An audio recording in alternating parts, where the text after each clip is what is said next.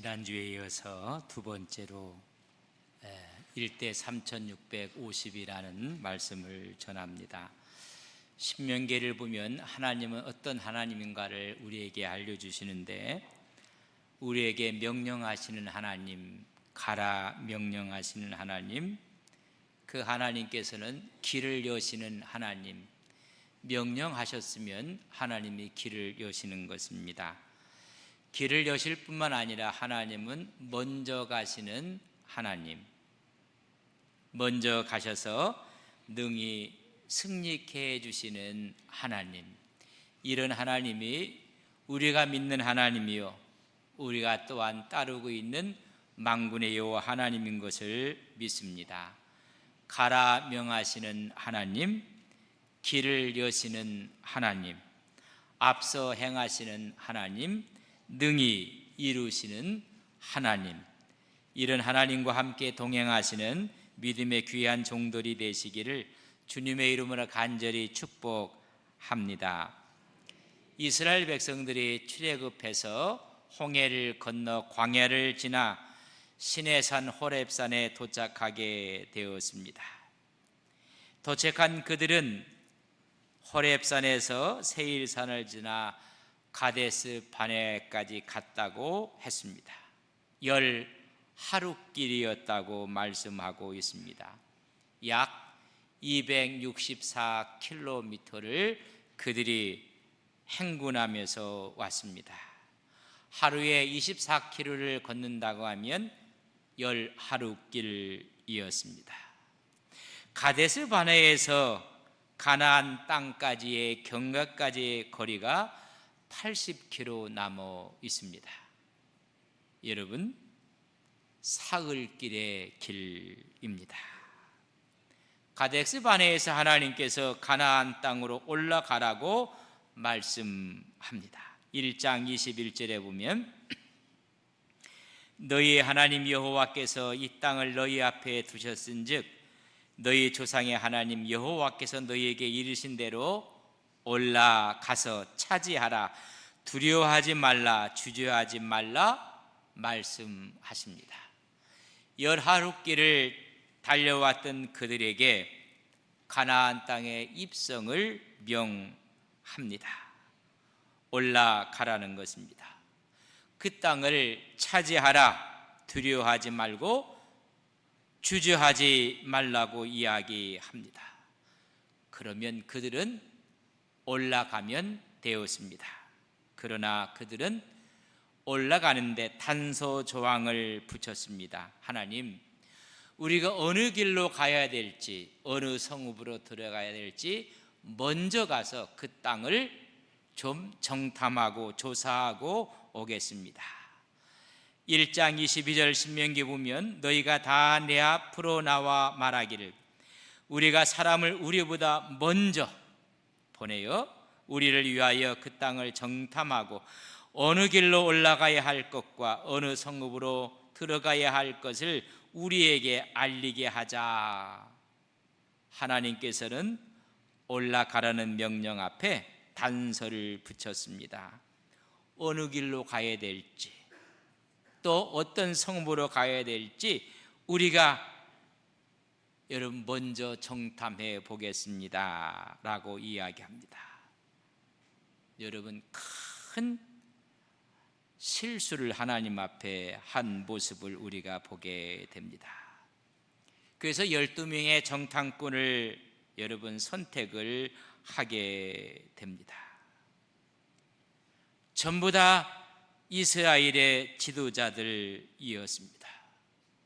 12명이 올라가서 40일 동안 다 조사하고 정탐하고 그들이 돌아와서 여러분 보고를 하게 됩니다.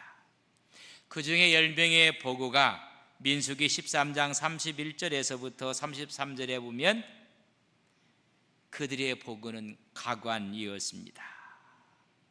우리는 올라가도 그 땅을 차지하지 못할 것입니다. 그들은 우리보다 강합니다. 그 땅을 악평하면서 그 땅은 거민을 삼키는 땅입니다. 그들은 신장이 장대할 뿐만 아니라 다 네피림 후손이었고 아낙 자손이고 거인족들입니다. 우리는 그들에 비하면 메뚜기 같습니다 라고 보고를 하게 됩니다. 여러분, 믿음이 무너지는 보고를 했습니다. 하나님께서 여기까지 인도해 주셨는데 하나님을 신뢰하고 믿는 그 믿음이 무너지는 보고를 했습니다. 스티븐 M.R. 코비가 쓴 책이 있습니다. The Speed of Trust라고, 신뢰의 속도입니다. 어떤 일을 추진하고 계획하고 실행할 때 서로가 신뢰가 되면 속도는 빠르게 일이 진척이 됩니다. 그리고 비용은 저비용입니다. 어떤 일을, 어떤 과업을 실천할 때 서로가 신뢰가 가지 아니하면 속도는 느려진다고 했습니다. 회의해야 되고 계산해야 되고 또 만나야 되고 또 설득해야 되고, 그래서 신뢰가 가지 않으면 속도는 느려지고 비용은 고비용이 된다고 했습니다. 하나님과의 신뢰가 무너지니 사흘이면 올라갈 길을 14,600일이 걸려서 올라갔습니다. 사흘이면 할 수 있는 것을 40년이 걸렸습니다. 40일과 14,600일을 약분하면 1대 3,650입니다. 비용에 있어서도 신뢰가 이루어졌다면 어떤 일을 할 때 1억이 든 비용이라면 신뢰가 무너지면 3,650억이 들었다는 이야기입니다. 그들의 보고는 하나님에 대한 신뢰, 믿음이 무너져 내렸습니다. 그의 책에서 신뢰성을 구축하는 4가지 핵심 요소가 있다고 했습니다. 첫째는 성실성입니다. 둘째는 의도의 선함입니다. 세 번째는 능력, 실력이라고 했습니다. 네 번째는 성과입니다. 그의 4가지 요소를 가데스 바네아까지 인도한 하나님께 적용해 보면 하나님은 말과 행동이 같으셨습니다. 시건치 아니하시는 하나님, 하나님은 선한 의도로 그들을 출애굽시키셨습니다. 그때 홍해를 갈랐고 쓴물을 단물로 만드셨고 만나와 메추라기로 그들을 먹이셨고 반석을 쳐서 물이 흘러넘치게 했고 아멜렉과의 전투에서 이겼습니다. 그의 성실성과 의도와 능력에 있어서 조금도 부족함이 없었습니다. 그의 실적과 성과는 그들을 여기까지 무사히 인도해 내었습니다. 그러나 그들의 보고는 하나님의 신뢰를 망가뜨리고 말았습니다. 12명은 어떤 사람이었는가? 민수기 13장 2절에 보면 사람을 보내어 내가 이스라엘 자손에게 주는 가나안 땅을 점령하게 하되 그들의 조상의 가문 각 지파 중에서 죄관된 자 한 사람씩 전부 다 지도자들이었습니다. 아니, 믿음의 사람들을 선택해서 보냈습니다. 그러나 그들의 보고는 하나님의 신뢰를 깨트리고 말았습니다. 그들의 보고를 보면 젖과 꿀이 흐르는 땅이라는 공통된 보고가 있었습니다. 비옥한 땅이었습니다. 거기엔 네피림 족속이 있었고 그들은 거인족이었다는 것은 똑같이 보았습니다. 그러나 10명과 2명, 관점과 해석이 달랐습니다. 여러분, 인생은 어느 관점으로 보느냐에 따라서 인생이 바뀝니다. 긍정적인 관점으로 보는가, 부정적인 관점으로 보는가, 또한 중요한 것은 해석입니다. 인생은 관점과 해석으로 엄청난 차이를 초래하게 되는 것입니다. 10사람은 부정적인 관점으로 보았습니다. 그러니 그들은 불신앙이었습니다. 그들은 거인을 보고 성곽을 보았습니다. 그러나 하나님을 잃어버리고 말았습니다. 여호수아와 갈렙은 긍정적인 관점으로 보았습니다. 신앙으로 바라보았습니다. 두 사람은 하나님을 보고 거인들을 두려워하지 않았습니다. 올라가자. 저들의 보호자는 떠났다. 우리 하나님이 우리와 함께 하신다라고 이야기를 했습니다. 하나님의 신뢰를 무너뜨렸던 10명은 하나님의 능력을 의심했습니다. 그리고 그들은 오판을 했습니다. 여러분, 이스라엘 백성들을 죽음으로 이끌어가고 있는 모습을 우리는 레위기에서도 신명기에서도 민수기에서도 바라볼 수가 있습니다. 영적인 지도자는 실력보다 더 중요한 것이 하나님을 바라보는 안목, 믿음, 비전입니다. 다윗이 골리앗을 넘어뜨렸을 때 그의 실력으로 넘어뜨린 것이 아닙니다. 하나님의 믿음으로 물리치며 그는 사무엘상 17장 47절에 또 여호와의 구원하심이 칼과 창에 있지 아니함을 이 무리에게 알게 하리라. 전쟁은 여호와께 속한 것이라고 말씀해 주고 있습니다. 하나님을 신뢰하는 믿음이 골리앗을 넘어뜨린 것입니다. 오늘 여러분들이 하나님의 관점으로 보고 하나님의 마음으로 해석하는 믿음의 종들이 되시기를 주님의 이름으로 간절히 바랍니다. 우리의 신앙 가운데 부정적인 신앙과 창의적인 신앙의 차이점의 특징을 이렇게 볼 수가 있습니다. 부정적인 신앙을 가진 사람들은 대부분 복고주의자들입니다. 옛날이 좋았어. 구간이 명관이야. 여러분, 과거로 회귀하려고 합니다. 그리고 부정적인 신앙은 현재 상태만을 보고 현실주의자들이 많습니다. 그들은 신앙의 사대주의자들입니다. 자기의 가진 것은 평가절하하고 남의 것을 크게 보고 강한 자에게 맹종하고 아부근성을 갖게 됩니다. 부정적인 신앙은 그래서 비관주의가 됩니다. 모든 게 부정적인 사고입니다. 그러나 창의적인 신앙을 가진 사람들은 내면의 밝은 가치를 보고 미래에 대한 가치를 보라본 낙관주의자들입니다. 그래서 이들은 개척해 나가는 믿음을 간직하게 되고 하나님이 우리와 함께 한다는 올바른 신앙을 갖게 됩니다. 그들은 비관하는 것이 아니라 하나님의 말씀을 생명처럼 여기는 언약의 사람들입니다. 하나님이 말씀하셨기에 무엇이든지 가능하다는 것입니다.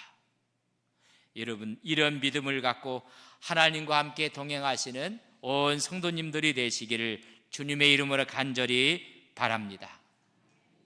이런 부정적인 신뢰가 무너지는 신앙 고백을 했던 사람들이 여러분 역주행을 하게 됩니다. 민수기 14장 4절에 보면 이에 서로 말하되 우리가 한 지휘관을 세우고 애굽으로 돌아가자. 신뢰가 무너지고 믿음이 무너지면 역주행을 하게 됩니다. 우리는 앞으로 전진해야 되는데 신뢰가 무너지면 여러분 새로운 지휘관을 세우고 지도자를 세워서 역주행을 하게 되는 것입니다. 그때 하나님이 내린 결론은 정탐한 날수를 하루를 1년으로 계산해서 40년 동안 광야를 돌립니다. 가데스 바네에서 사흘이면 올라갈 수 있는 길을 40년 만에 올라가게 되는 것입니다. 그 말씀을 오늘 본문 3절에 말씀하고 있습니다. 40째 해 11째 달 그 달 첫째 날에 모세가 이스라엘 자손에게 여호와께서 그들을 위하여 자기에게 주신 명령을 다 알렸다.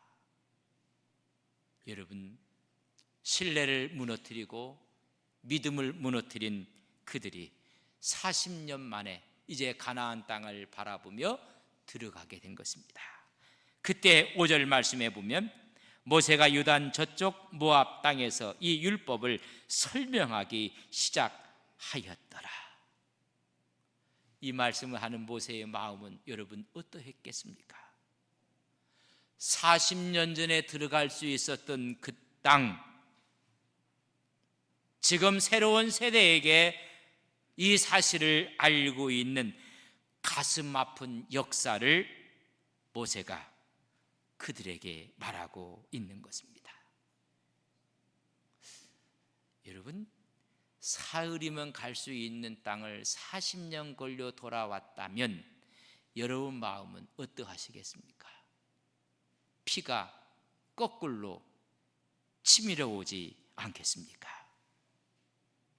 탄식하지 않겠습니까? 여러분, 이 사실을 고비용을 들여서 엄청난 대가를 지불했습니다. 왜 이런 일이 벌어졌을까? 하나님의 말씀을 믿지 않았던 불신앙의 죄 때문에 그렇습니다. 여러분, 불신앙은 원망과 불평을 가져옵니다.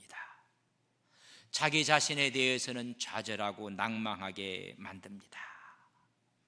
놓여있는 문제만 크게 보고 하나님을 작게 봅니다. 여러분, 어떠한 일이 벌어질 때 크신 하나님, 위대하신 하나님을 바라보는 믿음의 종들이 되시기를 바랍니다. 이들은 하나님을 바라보지 못했고 그들은 의심하기 시작했습니다. 그리고 모든 책임은 하나님이고 지도자였습니다. 새로운 지도자를 세우자고 이야기하고 원망과 불평을 쏟아내었습니다. 안 되고 안 된다는 것입니다. 여러분, 안 되는 신앙도 여러분 큰 신앙입니다.